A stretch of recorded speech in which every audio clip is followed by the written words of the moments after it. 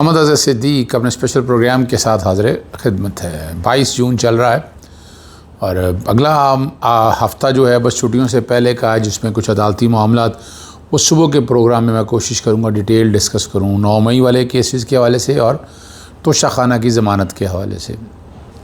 اب جو بنیادی طور پر دیکھنا ہے کہ ججز ٹرانسفر اور مخصوص نشستوں کے حوالے سے کیا حالات چلیں گے، پہلے اس پہ گفتگو کریں گے۔ لیکن اب باقی جو معاملات ہیں، اسرائیلی جاسوس کو پھانسی دے دی گئی، یہ بڑی زبردست بات ہے، اور پاکستان اپنا اس معاملے میں کیا کردار ادا کرے گا، تنظیم OIC کیا کچھ کر سکتی ہے، اور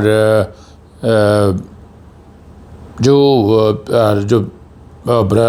تریل جو برآمد ہوا ہے آبنائے برم سے، اس کے حوالے سے کچھ تھوڑی سی خبر ہے میرے پاس، ذرا اس پہ گفتگو کریں گے۔ جنہیں سب سے پہلے آپ کو لے جائیں ججز سینیورٹی والے معاملے میں۔ ججز سینیورٹی والا معاملہ اتنا آسان نہیں ہے، بڑا ٹیڑھا معاملہ ہے، اور معاملہ ابھی سینیورٹی کے پرنسپل کو طے کرنے کے لیے، یعنی اس ججمنٹ سے بظاہر ایک بات جو اب آئی ہے سامنے کہ وہ پورے ہائی کورٹس کی ایک لسٹ بنے گی جو ججز کی سینیورٹی کا پرنسپل دیکھے گی، یعنی وہ ججز جو متعلقہ ہائی کورٹ کے اندر ہوں گے وہ اپنی جگہ ایک سینیورٹی لسٹ بنے گی، ایک کمبائنڈ سینیورٹی لسٹ بنے گی، یعنی لسٹ کوئی بھی شکل میں بن جائے، ججز کی ٹرانسفر آئینی قرار دے دی ہے، اس پہ نظر ثانی کی درخواستیں دائر کی جائیں گی اور اس کے بعد اگلا عمل طے آئے گا۔ لیکن اس میں چیف جسٹسز جو لگانے والی بات ہے، جوڈیشل کمیشن کا اجلاس آلریڈی بلا لیا گیا ہے، اور اس جوڈیشل کمیشن کے اجلاس میں یہ فیصلہ ہونا ہے کہ ہو از دس پرماننٹ چیف جسٹس۔ حکومت کے پاس بڑے آسان راستے ہیں، انہوں نے جو اپنے اہم کیسز ہیں جو دیکھنے ہیں کرنے ہیں، وہ انہوں نے اپنی مرضی کے ججز بنانے کے لیے وہ آئینی بینچ بڑے آرام سے بنا لیں گے۔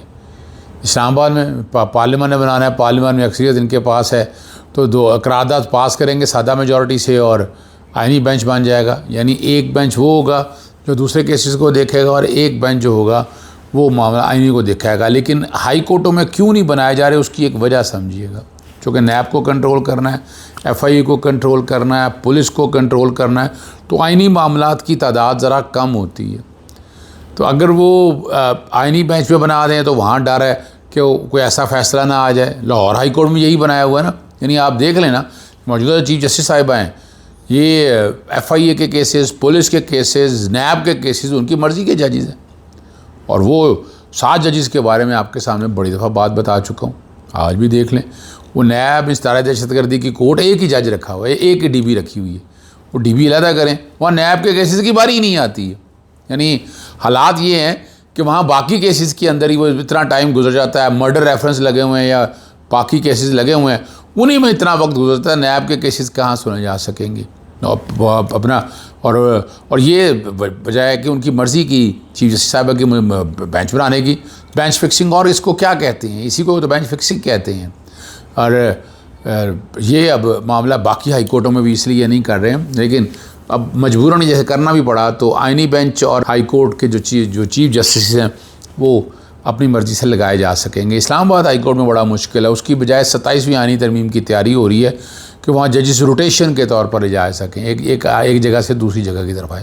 مخصوص نشستوں پہ کیس کی سماعت جو ہے لاہور ہائی کورٹ میں جو کہ فیصلہ نہیں ہوا، اس وجہ سے میں نے کہا جی مناسب ہے انتظار کر لیا جائے، حالانکہ تعلق نہیں ہے اس بات کا، میں نے کہا چلیں کوئی فرق نہیں پڑتا، اس کا انتظار کر لیا جائے، اس کا اس سے کوئی کنسرن نہیں ہے۔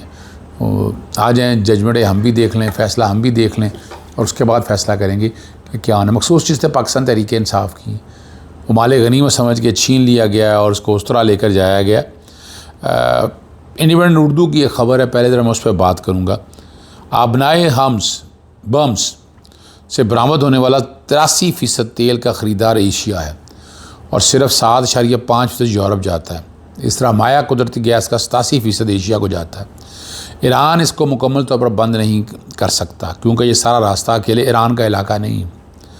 آبنائے برمز جو ہے،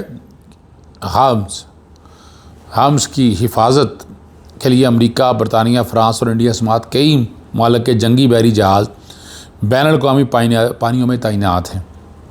ایران کے ہمز کو بند کرنے کی کوشش پر نیول وار شروع ہوگی، اور سوال یہ ہے کہ ایران اتنے ملکوں سے کتنی مزاحمت کر سکے گا۔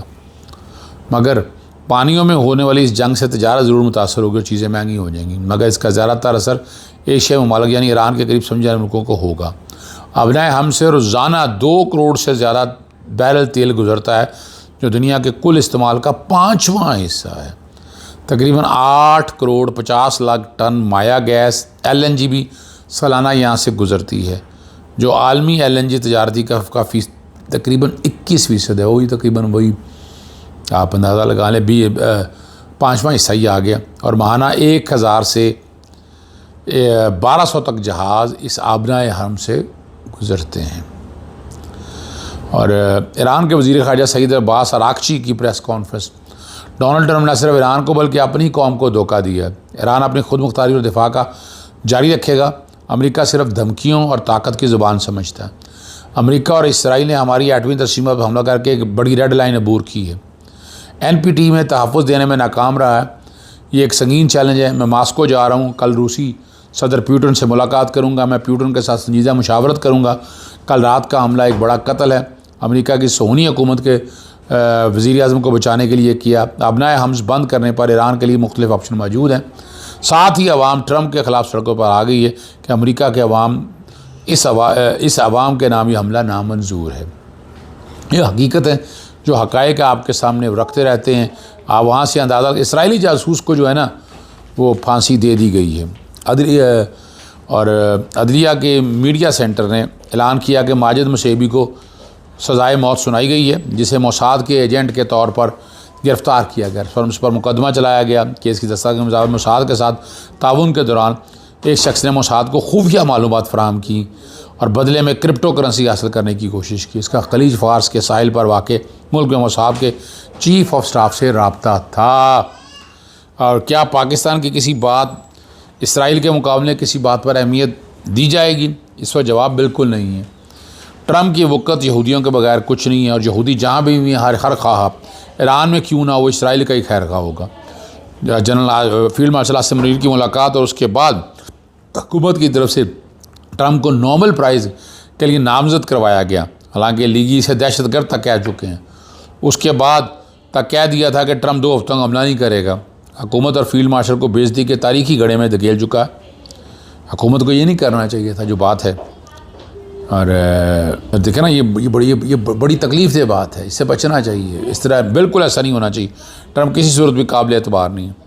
اس امریکہ نے ایران سے بھی پرانی جنگ چھیڑ رکھی ہے۔ اس بات سے کوئی غرض نہیں کہ قتل عام ہو رہا ہے، اسے پسند ہے نہیں، اس کے ہوتے ہوئے کسی کی بدماشی نہیں چلے گی۔ اس قدر دھوکہ دہی کے بعد سمجھ جانا چاہیے کہ پاکستان کو کچھ اہمیت نہیں دے گا، مگر ہمیں خیال رکھنا چاہیے کہ اگلا نمبر ہمارا ہو سکتا ہے۔ یہ جو بڑی بات ہے وہ بات بتانی بڑی ضروری ہے۔ ویسے بھی پاکستان کو اسرائیل کے خلاف یا غزہ کے حق میں احتجاج کرتا ہے، اس کو اندر کر دیا جاتا ہے، تو پھر ہمیں اہمیت کیا دیں گے؟ جس دن اسلامی ممالک کی تنظیم OIC کا اجلاس ہوا، عین اسی دن امریکہ نے اسرائیل کا ساتھ دیتے ایران پر حملہ کر دیا۔ یہ ہے اوقات آپ کی ٹوٹی پھوٹی مذمتوں کی۔ کوئی ایک اسلامی ملک بھی برادر کے ساتھ عملی طور پر کھڑا نظر نہیں ہوا، جبکہ پورا یورپ اور امریکہ اسرائیل کے ساتھ کھڑے ہیں۔ یہ سوچیں ذرا اس بات کو۔ اتنی بےعزتی اور جاگسائی کے بعد پنجاب حکومت اپنی ڈٹائی پر قائم ہے۔ ہمیں امید تھی کہ اقدامات واپس لیے جائیں گے، مگر بات اس کے برعکس سے نکلی۔ حکومت پاکستان کا ٹرمپ کو نوبل پرائز کی نامزد کرنے اقدام واپس لانے کا فیصلہ کر لیا ہے۔ ٹرمپ جو دہشت گرد تھا، اسے اب اسے نوبل پرائز دلوایا جائے گا۔ چلیں، نہیں بھی کچھ کر سکتے آپ، ایران کے ساتھ نہیں اب کھڑا ہونا چاہتے، خاموش ہی رہ جائیں۔ نوبل پرائز کا اب تو حق رہ کے ہو رہا ہے، کوئی نہیں گیا۔ اب تو امریکہ نے کھل کے یہ بات کر دی ہے، اب تو میں نہیں سمجھتا کہ اس کو اس طرح سے دیکھا جائے اور آپ ان چیزوں کو اس کانٹیکسٹ میں لے کر جائیں۔ یہاں جا گھسائی تو بہت ہو چکی ہوئی ہے نا، اور اسٹریٹجی یا حالات اور واقعات کو دیکھتے ہوئے کوئی پالیسی سامنے آنی چاہیے جو آگے چیزیں ساری قوم کے سامنے رکھے، بتائے کہ کیا ہیں، کیا حالات اور کیا واقعات ہیں۔ ہمیں ان چیزوں کی طرف نہیں الجھنا، ہمیں اپنے معاملات کو دیکھنا، ہمیں رب پہ یقین ہونا چاہیے۔ ہم یہ کیوں ڈرے بیٹھے ہیں؟ قرآن مجید اور سنہ رسول صلی اللہ علیہ وسلم پر اگر عمل کرنے والے لوگ ہیں تو آپ کو پتہ ہونا چاہیے کہ کیا کچھ ہونا ہے۔ جذبہ آپ کے سامنے جذبہ تو موجود ہے، تو اس جذبے پہ پیچھے نہیں ہٹنا چاہیے۔ یہ نوبل پرائز والا جو کوئی کام بھی ہے، یہ واپس لیں سارے اس مسئلے میں۔ اجازت چاہتا ہوں، السلام علیکم، اللہ حافظ، پاکستان زندہ۔